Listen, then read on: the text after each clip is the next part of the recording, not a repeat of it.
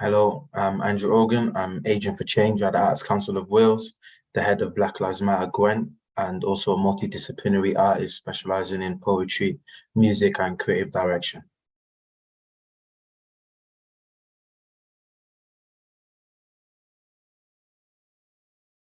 I think this speaks to the essence and the kind of the model in which you're working in as an organization. It's about looking at, okay, how have we been previously working?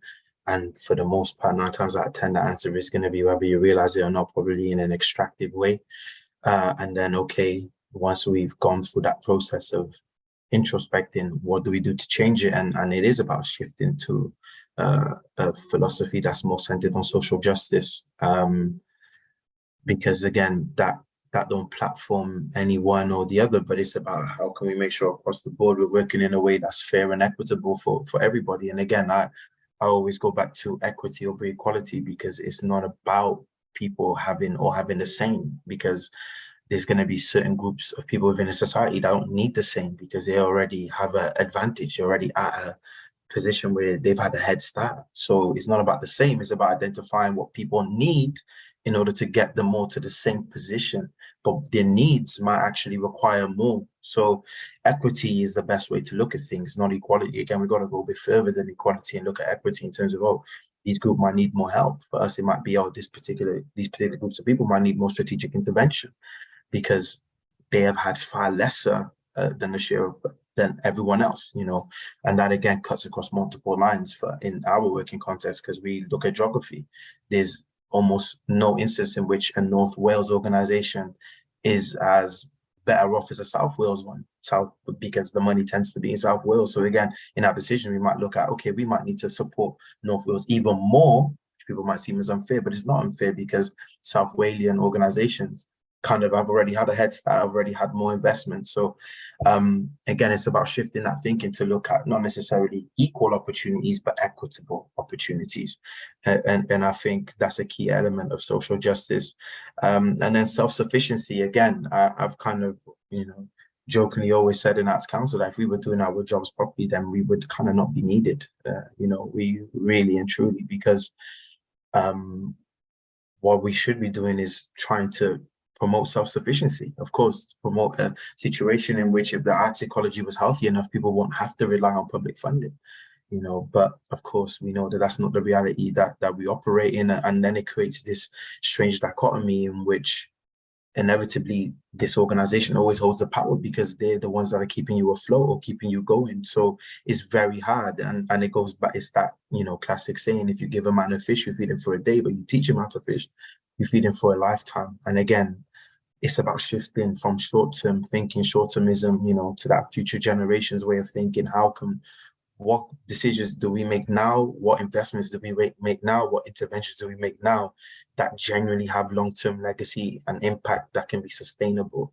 And again, it's a lot more difficult. It will make your work more difficult. That's another thing, maybe why organizations don't necessarily do that, because it's a far more harder way of working. It's a way of working that requires far more thinking and far more consideration of where do we go, what do we do, and really looking at your structures and your models. And it's a complete new way of working. It's not always going to be comfortable, but again, the payoff is greater. The payoff is greater. You need patience, but we don't want to just slap a plaster over the problem.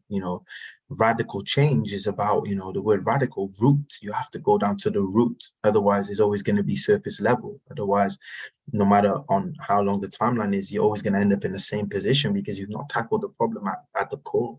You've just kind of tackled the little bits and bobs that you can see, but you've got to dig beneath the surface.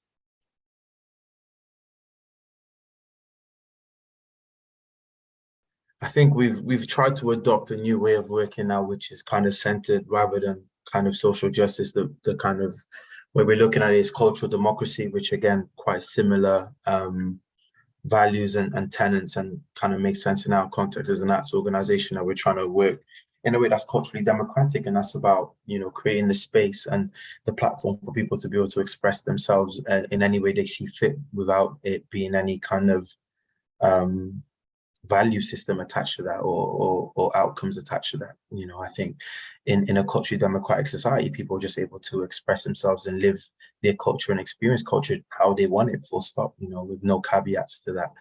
And again, that's a kind of a long-term ambition and vision. But yeah, cultural democracy has been an important ideological underpinning to move to for us in Arts Council.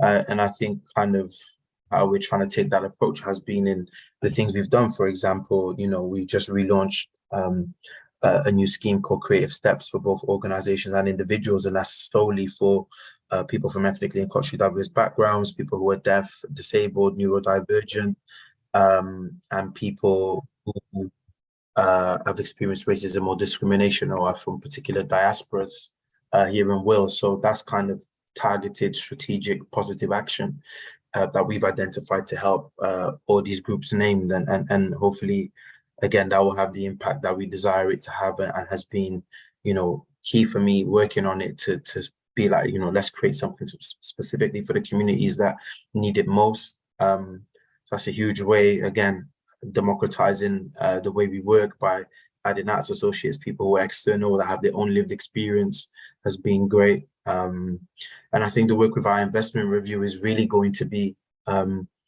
where the majority of the changes come. Obviously, we've moved towards a multi-year funding stream and not just having a portfolio of organizations, which created this, you know, strange dichotomy in which this series of organizations are platformed and have this status as being a portfolio organization and everyone else is everyone else. So again, trying to erode all these binaries and dichotomies and create a situation in which we kind of take we take a bespoke and tailored approach of organizations rather than pitting them up against each other. We're trying to erode competitiveness. We're trying to erode this mentality of scarcity. Obviously, there is a finite amount of money. There is always going to be, in our instance, in the context Arts Council operating, there is always going to be someone that feels slighted because we can't fund everybody. So at some point, there's always going to be, but okay, if we can't support them financially, we are more than just a funding organization. How else can we support? And again, that ideology, it centers on cultural democracy. That is not just about money and funding. We as an organization are supposed to be facilitators, connectors, platformers, you know, people that share resource, knowledge, you know, all of these things. How can we also kind of utilize that beyond just being seen as this kind of body where you come and get money from? So I think we've also been on a journey of trying to explore how else we could be of value in a society, and that's also an important kind of question to ask, you know.